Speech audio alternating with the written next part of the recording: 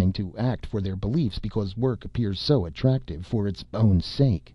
I was that way too, until I studied the dead art of philosophy." "Well," Hart sat down, deeply troubled. "Look, I deplore destroying equipment that is still perfectly useful as much as any of you do, but there is a problem. If the destruction were stopped, there would be so much leisure people would rot from boredom." Burnett pounced eagerly on the argument. "Instead, they're rotting from artificial work. Boredom is a temporary, if recurring, phenomenon of living, not a permanent one. If most men face the difficulty of empty time long enough, they will find new problems with which to fill that time. That's where philosophy showed me the way. None of its fundamental mysteries can ever be solved, but as you pit yourself against them, your experience and capacity for being alive grows." "Very nice," Hart grinned, "wanting all men to be philosophers. They never have been." "You shouldn't have brought him here," growled the short man. "He's not one of us. Now we have a real mess." "Johnson, I'm the leader of this group," Burnett exploded. "Credit me with a little understanding." "All right, Hart, what you say is true. But why? Because most men have always worked too hard to achieve the fruits of curiosity?" "I hate to keep being a spoilsport, but what does that prove? Some men who had to work as hard as the rest have been interested in things beyond the end of their nose." They all groaned their disapproval.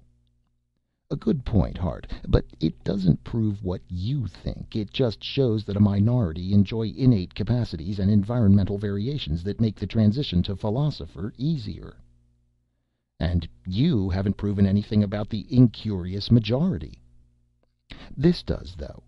Whenever there was a favorable period, the majority who could, as you put it, see beyond the ends of their noses, increased.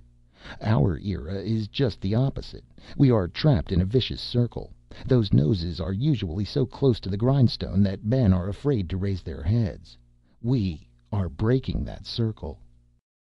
"It's a terribly important thing to aim for, Burnett, but—" He brought up another doubt, and somebody else answered it immediately. For the next half hour, as one uncertainty was expressed after another, everybody joined in the answers, until inexorable logic forced his surrender. "All right," he conceded. "I will do anything I can. Not to make work for myself, but to help mankind rise above it." Except for a brief triumphant glance in Johnson's direction, Burnett gave no further attention to what had happened, and plunged immediately into practical matters. To halt the blind worship of work, the rites had first to be discredited, and to discredit the rites, the awe inspired by their infallible performance had to be weakened. The sabotage of the preliminary had been the first local step in that direction. There had been a few similar, if smaller, episodes executed by other groups, but they had received as little publicity as possible. "Johnson, you pulled one so big this time that they can't hide it. 20,000 witnesses. When it comes to getting things done, you're the best we have." The little man grinned. "But you're the one who knows how to pick recruits and organize our concepts. This is how it worked. I re-fed the emptied cryotron memory box of a robot discarded with patterns to deal with anything it was likely to encounter in a destruction pile. I kept the absolute freeze mechanism in working order, but developed a shield that would hide its activity from the best pile detector." He spread a large tissue schematic out on the floor, and they all gathered around it to study the details. "Now, the important thing was to have an external element that could resume contact with a wider circuit, which could in turn start meshing with the whole robot mechanism, and then through that mechanism into the pile. This little lever made the contact at a pre-fed time." Miss Wright was enthusiastic. "That contact is half the size of any I've been able to make. It's crucially important." She added to Hart, "A large contact can look suspicious." While others took mini-photos of the schematic, Hart studied the contact carefully. "I think I can reduce its size by another 50%. Alloys are one of my specialties. When I get a chance to work at them." "That would be ideal," said Burnett. "Then we could set up many more discarded robots without risk. How long will it take?" "I can rough it out right now." He scribbled down the necessary formulas, and everyone photographed that, too. "Maximum security is now in effect," announced Burnett. "You will destroy your copies as soon as you have transferred them to edible base copies. At the first hint of danger you will consume them. Use home enlargers for study. In no case are you to make permanent blow-ups that would be difficult to destroy quickly." He considered them sternly. "Remember, you are running a great risk. You're not only opposing the will of the state, but the present will of the vast majority of citizens." "If there are as many other underground groups as you indicate," said Hart, "they should have this information." "We'll get it to them," answered Burnett. "I'm going on health leave from my job." "And what will be your excuse?" Wright demanded anxiously. "Nervous shock," smiled their leader. "After all, I did see today's events in the plaza." When Hart reached home, his wife was waiting for him. "Why did you take so long, Wendell? I was worried sick. The radio says antisocials are turning wild servos loose. How could human beings do such a thing?" "I was there. I saw it all happen." He frowned. "The crowd was so dense I couldn't get away." "But what happened? The way the news broadcast was, I couldn't understand anything." He described the situation in great detail, and awaited Marie's reaction. It was even more encouraging than he had hoped for. "I understand less than before. How could anything reactivate that rubble? They put everything over 5 years old into the piles, and the stuff's supposed to be decrepit already.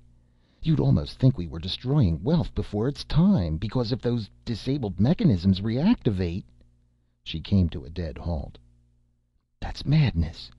Ugh, I wish High Holy Day were here already so I could get back to work and stop this empty thinking."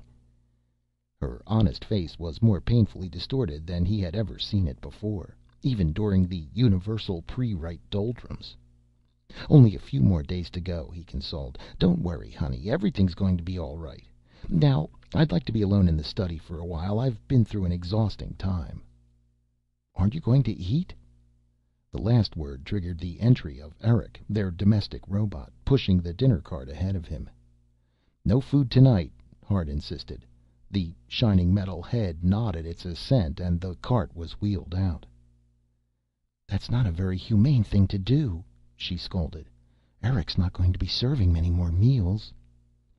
"Good grief, Marie, just leave me alone for a while, will you?"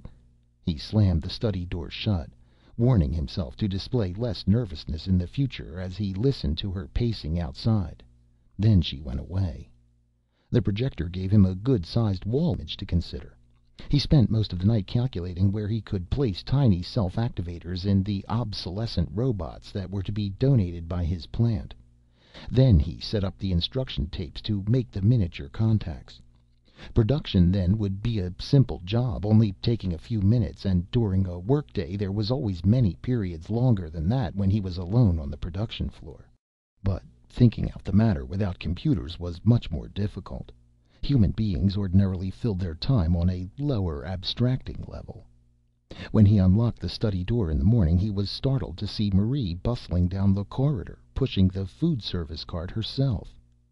That did not make sense, especially considering last night's statement about Eric. "I thought you'd want breakfast early," she coughed. "You didn't have to bother, honey. Eric could have done it." If she had been prying, the cart might have been a prop to take up as soon as he came out. On the other hand, what could she, in her technical ignorance, make of such matters anyway?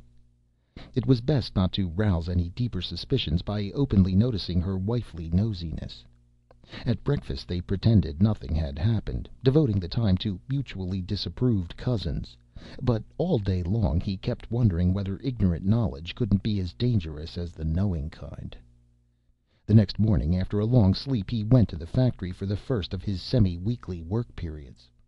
He sat before a huge console, surveying scores of dials at the end of a machine that was over 500 yards long. Today it was turning out glass paper the color of watered blood, made only for ritual publications, packing it in sheets and dispatching them in automatic trucks. But the machine could be adjusted to everything from metal sheeting to plastic felts. At the far end sat another man, diminished by distance, busily tending more dials that could really take care of themselves.